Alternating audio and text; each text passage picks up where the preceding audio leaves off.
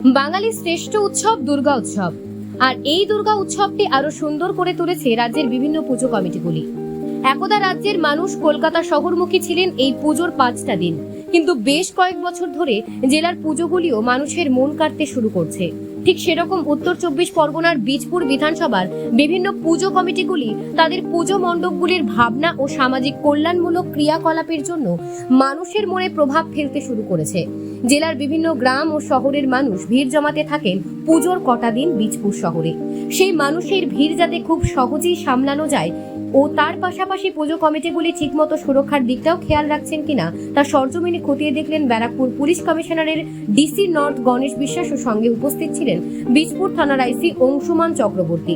তারা কাঁচরাপাড়া শহরে পুজো কমিটিগুলির সঙ্গে বিভিন্ন বিষয় নিয়ে আলোচনা করেন। এই গোটা বিষয় প্রসঙ্গে কি জানাচ্ছেন ডিসি নর্থ গণেশ বিশ্বাস ও পুজো কমিটিগুলি, আসুন শুনে নেওয়া যাক।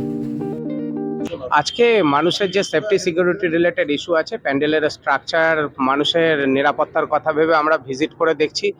আমাদের ব্যারাকপুর পুলিশ কমিশনারেটের বিভিন্ন জায়গাতেই আমরা ভিজিট করছি।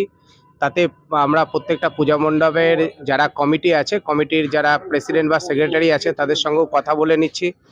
তাদেরও যদি কোনো রকম কিছু আমাদের সঙ্গে কথা বলার দরকার থাকে, একটা ইন্টারঅ্যাক্টিভ সেশন মতন আছে।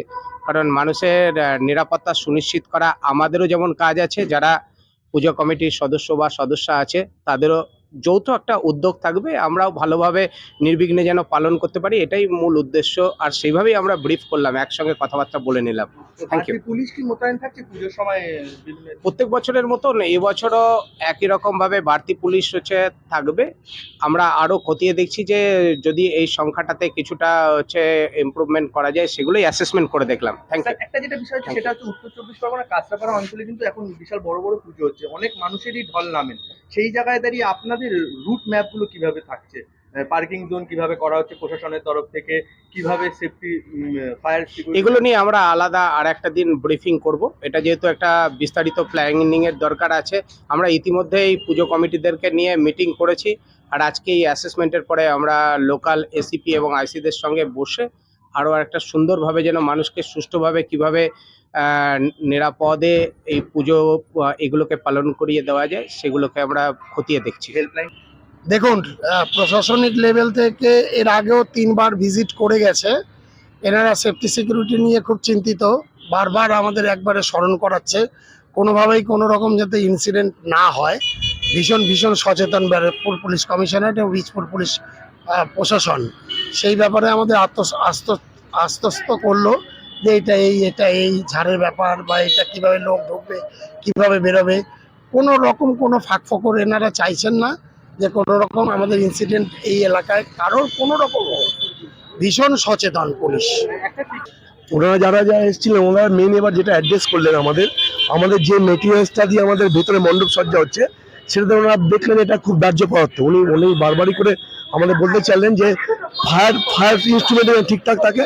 আর যেটা সিকিউরিটি, রবি তো বললেন আমাদের সেই পুজো কমিটির সম্পাদক যে আমাদের বীজপুর প্রশাসন খুব ভালোভাবে আমাদের সাহায্য করেন। তথাপি আমরা পার্সোনাল ক্লাব কর্তৃপক্ষ আমরা যেটা পার্সোনাল সিকিউরিটি রাখি, তাদেরকে প্রোভাইড করে, তারা 3 শিফটে আমাদের কাজ করে। ধরুন আমাদের প্রায় 15 থেকে 20 জনের পার্সোনাল সেফটি থাকে, মানে সিকিউরিটি থাকে। তারা 3 বেলা আমাদের মণ্ডপ বলুন, আমাদের রাস্তা বলুন, আমাদের যারা পাবলিক আসে, দর্শক হয়, তাদেরকে হেল্প করা, গাইড করে দেওয়া, বিভিন্ন বিষয়ে তারা হেল্প করেন। আর আমাদের তো ক্লাব মেম্বাররা সর্বক্ষণের জন্য রয়েছেন। এটা নিয়ে কোনো আমাদের, আপনারা প্রত্যেকবারই আসেন বা দর্শন করেন, এখনো পর্যন্ত কোনোদিন বাজে কোনো ইনসিডেন্ট ঘটেনি। আমরা আশা রাখবো ওনাদের সাহায্যার্থে বা আপনাদের সহযোগিতায় যে সংবাদ মাধ্যম আছে, তাদের যে সমস্ত প্রচারমূলক ব্যবস্থা রয়েছে, আমাদের পুলিশ প্রশাসন আছে, তারা যে সমস্ত আমাদের সহযোগিতা করে, আশা করি আমাদের নমন করে কোনো বাজে রকম ঘটনা ঘটবে না, এটা আমরা আশা করি। এবং আমার নাম অসীম কুণ্ডু।